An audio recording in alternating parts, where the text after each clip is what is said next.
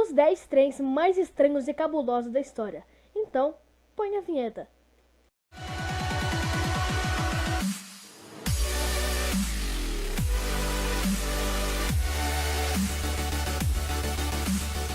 Fala galerinha do YouTube, tudo bem com vocês?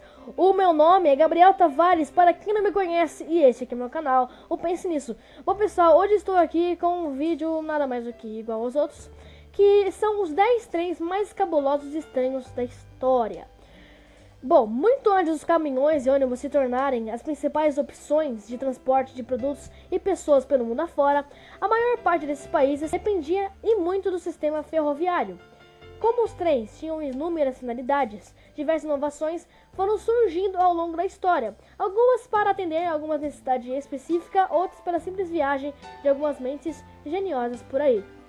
Os alemães já tentavam incorporar hélices para fazer com que os veículos se tornassem super rápidos antes do surgimento dos trem-bala japoneses. Os americanos já faziam trens fortificados para o transporte de valores e outros tentavam fazer o famoso aerotrem dar certo.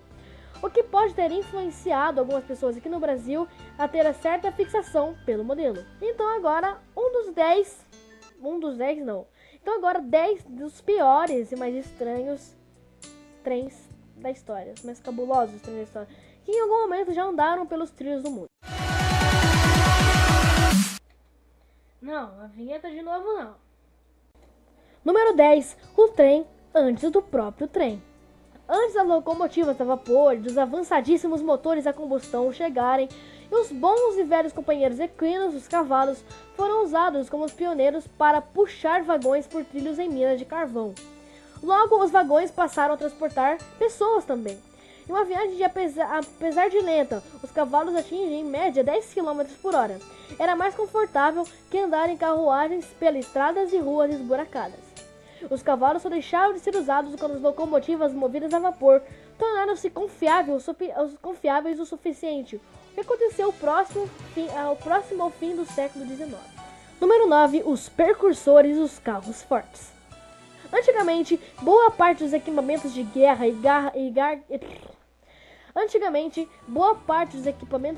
e cargas valiosíssimas, como ouro e dinheiro, passavam pelo sistema ferroviário, fazendo com que ele se tornasse um alvo particularmente apetitoso para os inimigos ou ladrões.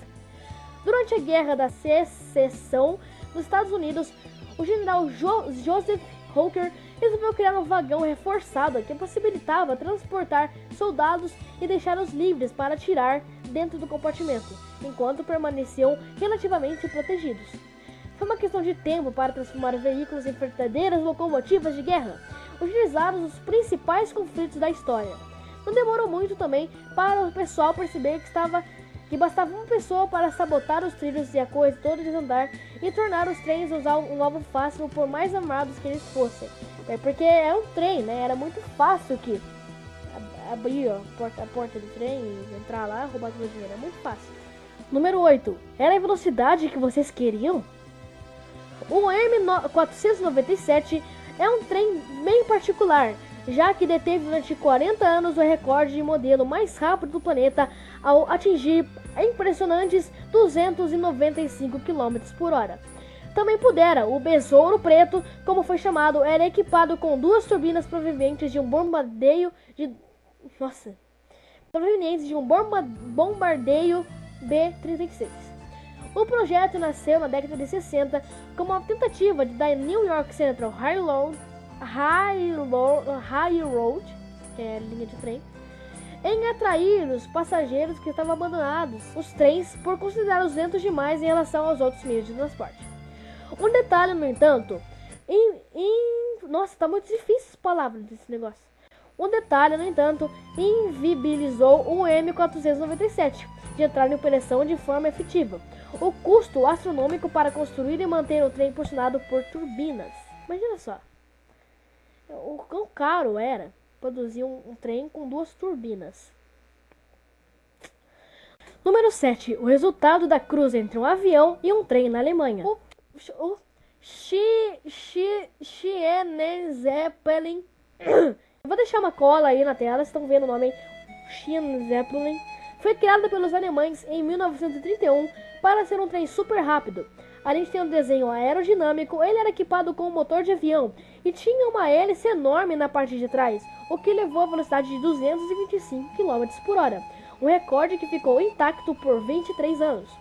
No entanto, as pás foram projetadas da forma de prevenir o trem invertesse a direção, carregasse outros vagões ou mantivesse a velocidade, o que era pouco prático. Ele nunca passou da fase de protótipo, porque, além dos problemas citados anteriormente, seus criadores ficaram com medo que as pás da hélice pudessem machucar ou até matar as pessoas que ficassem próximas dos trilhos. O Shin Zeppelin foi desmontado e o alumínio da sua carroceria foi utilizado para a construção de aviões durante a Segunda Guerra Mundial. Número 6. O avião sob trilho do George Benny. Se entre as falhas do Shin Zeppelin estava o fato de ele ter apenas uma hélice, o Benny Zeppelin de George Benny poderia ter a solução para o problema. Desenvolvido mais ou menos na mesma época do projeto alemão, o avião sob trilhos tinha uma hélice em cada ponta e se movimentado por 2 trilhos, um inferior e um superior. Apesar de ter uma velocidade prometida de 190 km por hora, o percurso utilizado nos testes era curto demais para comprovar essa capacidade. Com a Grande Depressão norte-americana e a Segunda Guerra se tornando uma situação iminente, Benny teve dificuldade em achar investidores, faliu e morreu em 1958. Número 5. A fraude do quanto mais rodas, melhor. O Roman foi criado entre 1887 e 1897, com o simples objetivo, passar a perna nas pessoas. Ele tinha uma estrutura com diversas rodas na locomotiva, que segundo seus protegistas faziam com que ele fosse mais rápido. Uma mentira das boas. Não havia qualquer propósito prático na maior quantidade de rodas. Mesmo assim, com documentações falsas, empresas de fachada e muita lábia, os investidores conseguiram levantar a quase milhões de dólares com a venda de ações do projeto e depois desapareceram com a grana. Então eles fizeram isso para roubar mesmo, né? Número 4, o trem que usava pneus. Sabe por que trem não tem pneu de borracha? Porque senão ele apaga a linha.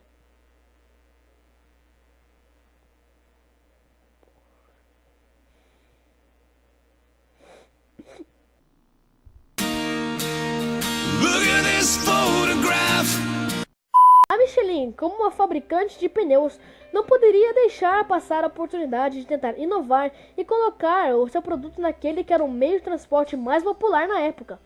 André Michelin solicitou que seus engenheiros criassem um trem com rodas que utilizavam bem pneus. O único problema é que o veículo chegava a utilizar 10 rodas, enquanto uma locomotiva comum usava apenas 4. Os compostos de borracha gastavam com extrema rapidez e encareciam significativamente a manutenção, além de não ser uma ideia necessariamente inovadora. Número 3. A tecnologia do trem monotrilho. No início do século XX, os trens frequentemente enfrentavam um problema sério com descarrilamento. Foi aí que Louis Brennan teve a brilhante ideia de criar um veículo que, em vez de 2 trilhos, utilizaria apenas um. Antes de achar que Brennan estava muito louco, sabia que ele teve uma sacada genial para suportar o seu projeto: o uso de giroscópios internos. O sistema que era supostamente tão estável que o trem não tombaria quando parado, e mesmo se saísse do único trilho que o guiava. Genial, não? O problema é que todos se encontraram na ideia. No entanto, foi que a estrutura toda era muito dependente dos 2 giroscópios. E no caso, algum deles apresentasse uma falha mínima, os resultados poderiam ser catastróficos. Além disso, com apenas a locomotiva e a contar com essa tecnologia, outros vagões não poderiam ser carregados, o que tornou pouco prático no ponto de vista financeiro. Número 2. É bom. O aerotrem. Esse modelo específico, criado pela General Motors na época de 50. General Motors, pra quem não sabe, hoje em dia é Chevrolet, tá? Deveria ser o projeto do trem mais rápido e confortável, atraente o suficiente para trazer a clientela que preferia usar os carros na mesma época. No fim das contas, ele não tinha nenhuma grande diferença em relação aos trens originais. Ele era mais leve, mas não passava de um trem com vagões feitos à base em estruturas de ônibus. Os 2 protótipos feitos pela GM foram duramente criticados pela falta de potência pelos motores e pelo desconforto causado pela tentativa de reduzir o peso do veículo ao máximo. Número 2 é melhor ainda. Se o aerotrem dos americanos falhou, E por ser convencional demais, o projeto de Jean Bertin tinha tudo para ser um dos projetos mais inovadores do século passado. Por isso, ele não usava os trilhos convencionais, e sim um monotrilho de concreto que não era tocado graças a uma bolha de ar criada sobre o veículo, parecido com o princípio magnetismo usado pelos trens atuais, pelos trens balas atuais, né? Que tem um imã embaixo assim, e ele é usado como um imã assim, pra... certinho. O projeto de Bertin tinha todas as qualidades esperadas para uma locomotiva. Era silencioso, confiável e rápido. Muito rápido! Muito rápido! O protótipo atingiu impressionantes 420 km por hora. 420 km por hora. Quando foi testado na década de 60, 2 motores Renault criavam bolhas de ar sobre o trem e uma turbina impulsionava o veículo. Se não bastasse tudo isso, os monotrilhos de concreto eram extremamente baratos para construir. Receita para o sucesso, certo?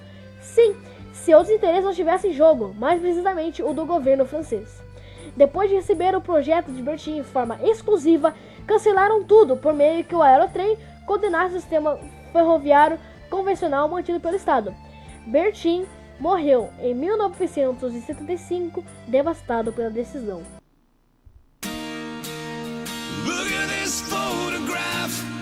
O cara, ó, deixa eu falar uma coisa pra esse governo francês. O cara vai lá, ele constrói um trem que é rápido, que ele é confortável e que é muito prático, que é muito barato.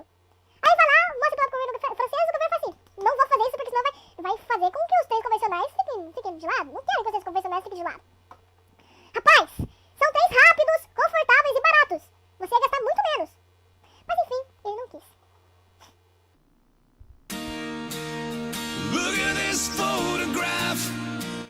Bom pessoal, esse aqui foi o vídeo de hoje. Se vocês gostaram, deixa o seu like, se inscreva no canal, compartilhe para amigos e pá!